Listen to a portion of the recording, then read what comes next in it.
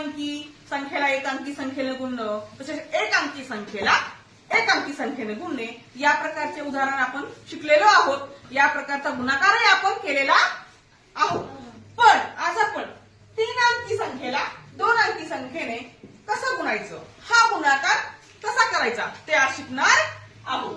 आता अगोदर काय करायचं बघा, या 3 न वरच्या तीनही अंकाला गुणायचं.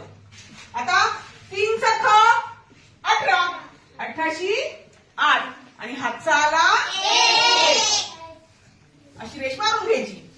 3 त्रिक 9, हातचा 1 10, 0 खाली हातचा आला 1. परत 3 चौक 12, हातचा आला 1 13. आता आपण काय केलंय लक्षात घ्या, या 3ही अंकाला काय केलंय गुणलंय. आता काय करायचं, या 5 न या परत 3ही अंकाला गुणायचं. आता आपण एक रेष मारली, परत एक रेष मारायची, कारण हातचा आपल्याकडून चुकू नये किंवा राहू नये याकरता आपण आणखी एक रेष मारली. आता याचे हातचे आपण इथे लिहिणार आहोत. का आला 5 × 30, 5 × 30. आता बघा, या संख्येनं या अंकानं या 3ही संख्येला गुणण्याच्या अगोदर आपण या ठिकाणी 0 लिहिणार आहोत.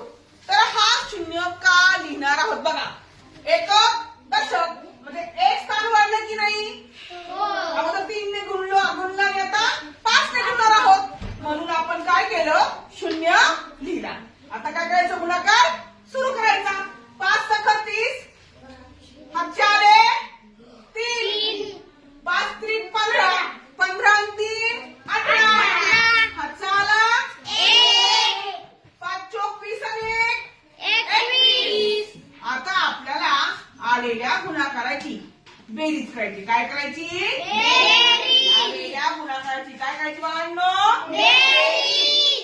8 0 8, 0 ला 0, 0 अधिक 0 0, 8 आणि 3 11, हातचा आला 1, 1 आणि 1 2 आणि हातचा 1 3, 2 अशी 2, 23,108 याचा गुणाकार आलेला आहे. 436 × 53 बरोबर 23,108.